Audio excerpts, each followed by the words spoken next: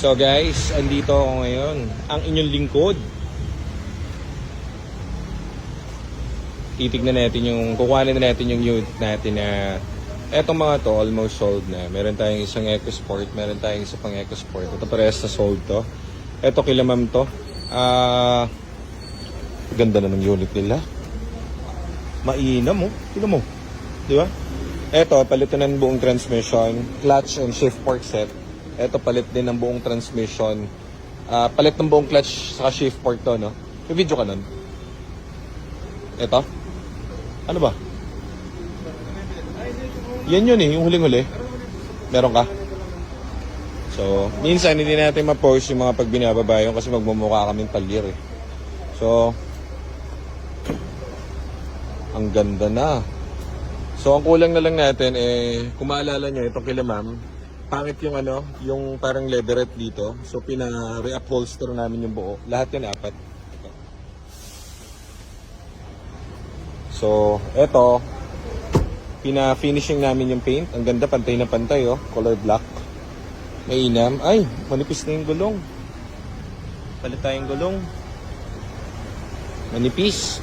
Mark, pakinot, manipis gulong. Manipis na gulong nito. Okay. Sigurado to, dalawa. Sabay to. Sabay yan. So ngayon, kita nyo naman, pinupunas-punasan ko pa. Yun ako magmahal eh. Pero maganda. Maganda ang itim dito. Maganda itim dito. Eto, available. Ang tagal na nito dito. Kasi 6 yung dinala mo rito, no? Ano ba to? EcoBoost? Yes, lang. EcoBoost ko. EcoBoost ba yan? Oo. Oh guys, meron ba tayo isang EcoBoost oh? Dali, nakalimutan na namin dito to. Amin pala to. Ganda oh. Available pa tong EcoBoost, meron pa pala tayong EcoBoost. Ba't nakuha kasi dinirection na kay Ryan ulit eh? Hindi ko naalala to. Saan ba natin ginawa to? Hindi pagkakuha nito bukasan, agad dito kaya hindi na nakita ko sa... Okay. Dinala agad dito. Okay. So guys, so meron tayong available oh, EcoBoost. Kakatapos lang din ipa-retouch yung mga... Actually, wag na kayo maingay ah. Sa atin na lang to. Wala namang kailangan, maliliit na patsi-patsing ganyan lang yung mga problema nito eh. Kaso minsan, wala kaming parking. Dito namin pinapapark, tapos pinapipinturahan namin. Pinapa-retouch namin yung mga sablay na paint correction, kumbaga. So, yan, kuhanin na natin to, all goods. Very good ang pagka-black. Ang ganda nito, matutuwa sila ma'am dito. Sigurado. Tapos meron tayong bagong Vios 2019. Baka kailangan nyo ng Vios. Vios na automatic 2019 E variant. Baka kailangan nyo.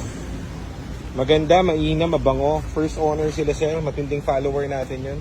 Bumili sa atin ng Fiesta si sir. Tapos mag-upgrade yung may-ari nito ng Hilux.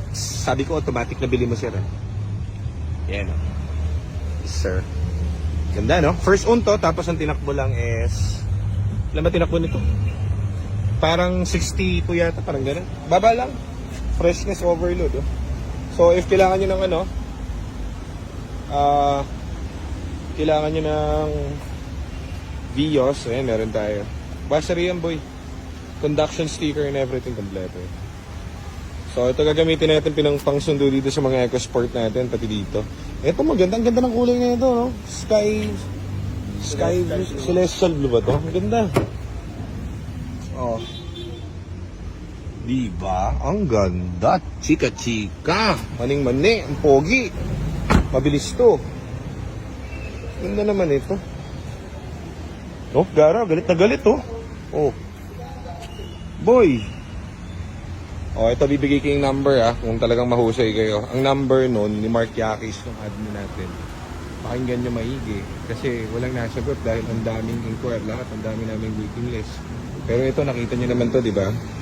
Ang number ni Mark Yakis 0905-669-2643. Okay? Again, ulitin ko 0905-669-2643. Mark Yakis. Pa-reserve nyo na itong EcoBoost at mainam ito. Ganda na ito.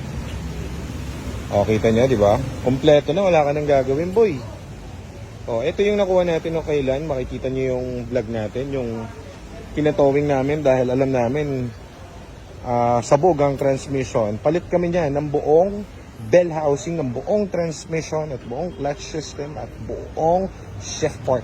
Refresh yung engine, yung next paint, tinapos na rin yung paint correction nito dahil matagal na katambak kilasan, hindi maganda yung pagkaka-paint. So pinaint correction na, kulang pa tayo sa gulong, tapos yung sidings ang kailangan.